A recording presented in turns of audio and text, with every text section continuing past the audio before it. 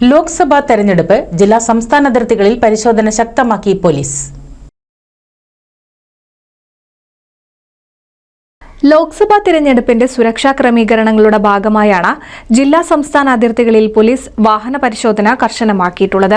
തിരഞ്ഞെടുപ്പിന് മുന്നോടിയായി കണക്കിൽപ്പെടാത്ത പണവും മദ്യവും മറ്റു വസ്തുക്കളും അനധികൃതമായി കടത്തുന്നത് തടയിടാനായാണ് പോലീസ് പരിശോധന ശക്തമാക്കിയത്. വോട്ടർമാരെ സ്വാധീനിക്കാനായി പണം, മദ്യം, മയക്കുമരുന്ന്, ആഭരണങ്ങൾ തുടങ്ങിയവ കൈമാറുന്നത് തടയുകയാണ് പരിശോധനയുടെ ലക്ഷ്യം. മറ്റേ ഹെൽമെറ്റ് അല്ലെങ്കിൽ അങ്ങനെയുള്ള ഒരു ചെക്കിംഗ് അല്ലല്ലോ സാർ?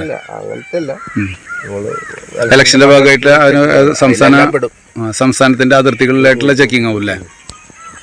തിരഞ്ഞെടുപ്പ് ദിവസമായ ഏപ്രിൽ 26 വരെ മുഴുവൻ സമയവും ജില്ലാ സംസ്ഥാന അതിർത്തികളിൽ പരിശോധന തുടരും.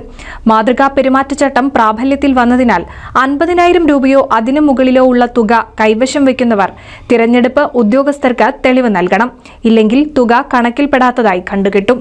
NCV news Edappal.